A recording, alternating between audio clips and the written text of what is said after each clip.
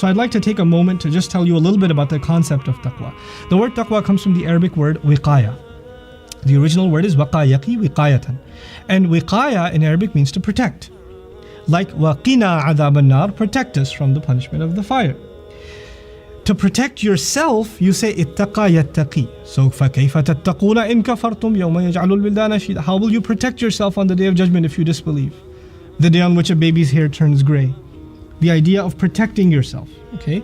Now, when somebody protects themselves, like they lock the door, or they close the window, or they put the security alarm on, or whatever, they only do that because there's an actual real danger.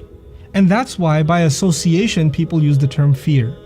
But it's actually what you do as a result of fear. That's taqwa. Taqwa is not fear itself. Somebody could be afraid and not take any precautions. They don't have taqwa. But somebody who, out of fear, locked the doors, got out of the bad neighborhood, sped up the car, whatever they did, that's an act of taqwa. You understand? So it's actually taking protective measures to secure yourself from any kind of trouble. That's actually what taqwa is. Okay? Taqwa can have a positive connotation too. It's not just protect yourself against danger, but when you take the proper precautions to not get in trouble with your dad, or with your mom, or with your spouse, or in our case, to not make Allah upset. When you protect yourself from, for example, I know that I'm going to fall asleep, so I'm going to finish my homework before I fall asleep. I'll just do it early, because I know I have time right now and I'm feeling lazy, but I know if I delay it to 7, I'm not going to do it. That's an act of taqwa. You protected yourself from your own shortcomings. You took proper precaution. And that's why you'll find even, one of the places in Quran, actually in Surah Al-Baqarah, when you're preparing for Hajj. When you prepare for Hajj, you have to have a lot of savings. You have to pack properly, right? And it's going to be, back in the day, a really long journey. So you really have to make sure you pack. And you're going to be in the desert. So if you don't have the right supplies, you're going to die. So Allah says, وَتَزَوَّدُوا. Pack up.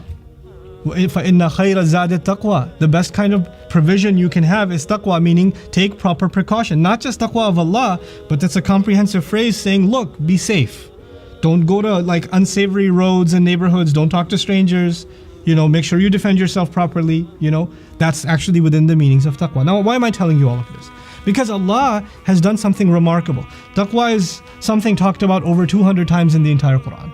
One of the if not the most repeated theme in the Quran is taqwa. And you've heard probably countless khutbahs before you fell asleep. You heard that it's about taqwa. Today, brothers and sisters, I'm going to talk to you about taqwa. You've had plenty of those. Everybody says you have to have taqwa, you have to have taqwa, you have to have taqwa, but it's not on sale after the salah, it's outside. I don't know where to get it from. You have this concept. How am I supposed to put it in myself? I've heard that it's really important, and I better have it, right? But it's an abstract thing. That's the beauty of our religion. It takes these ideas, and then Allah will give us in His book a practical way of bringing it inside you. So it doesn't just hover as a philosophical concept, something called taqwa. I guess some people have it, I don't have it. No, Allah will actually give you training exercises that you can implement, and through them get taqwa. And one of the most powerful ones of them is what? Fasting. Fasting will give you taqwa. Fasting is hope to give you. Now, if fasting was guaranteed to give you taqwa, here's what you would have read. كُتِبَ عَلَيْكُمُ الصِّيَامُ كَمَا كُتِبَ عَلَى الَّذِينَ مِن قَبْلِكُمْ لِتَتَّقُوا. The lam would have been lam al-ta'leel. لِتَتَّقُوا would have meant so that you have taqwa. When you say لَعَلَّكُمْ, there's a hope that you might get it, but there's not a guarantee. There's not a guarantee. Okay? So Allah is saying this is a way to get it, but only if you do it right. It's not like anybody who's going to fast is going to get taqwa. So let's explore that concept a little bit. How does fasting lead to taqwa? The idea of being cautious of Allah, protective, secure about Allah. Very simply put, when you're fasting, especially if you're fasting in an interesting hot place like Texas in the summer, right? Or in the Khalij somewhere, or in Pakistan, or wherever, South Africa. When you're fasting, you're gonna feel thirst. And it doesn't matter if you're religious or not, or old or young. It doesn't discriminate. Thirst doesn't discriminate. Hunger doesn't discriminate. You're gonna feel hunger. And that feeling inside of you is basically your body asking you to disobey Allah. Isn't it? I mean, every ounce of thirst, every second of thirst that you feel, your body is screaming, give me water. Your stomach is really almost coming up with a song on its own. Feed me. There's a war happening inside you. Your body is asking you to rebel against Allah. And there's something in your heart that tells your throat and your stomach to shut up. Not until Maghrib. Not until Maghrib. You're fighting yourself the entire day. Yourself the entire day. There's a newlywed couple. He's crazy about her. He just looks at her and he goes, what am I supposed to do?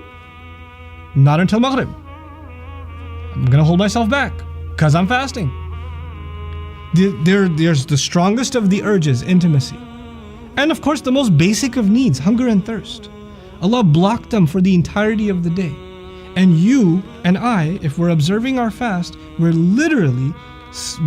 crushing the needs and the strongest desires of our body for the entirety of a day, only to make Allah happy.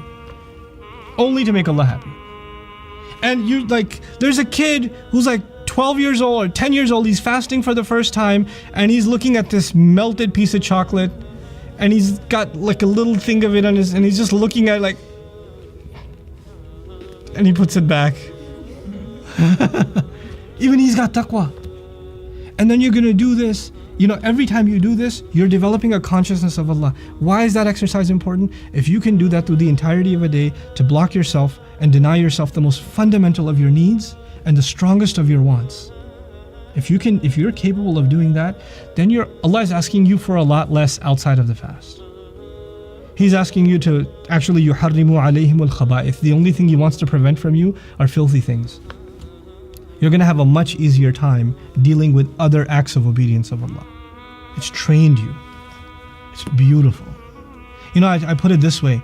When, for any tough job, like a rigorous training, like a military training or police academy training, these kinds of trainings, there's a lot of tough exercise, yeah? And they go through hours and hours of regiments and trainings. And then that same guy decides to join some kind of light gym. And they have a workout routine. And he says, this is a joke. We used to do 10 times this much. Yeah? So when he's come through a much tougher training, anything less is piece of cake, effortless. That's the idea of fasting. It's so tough.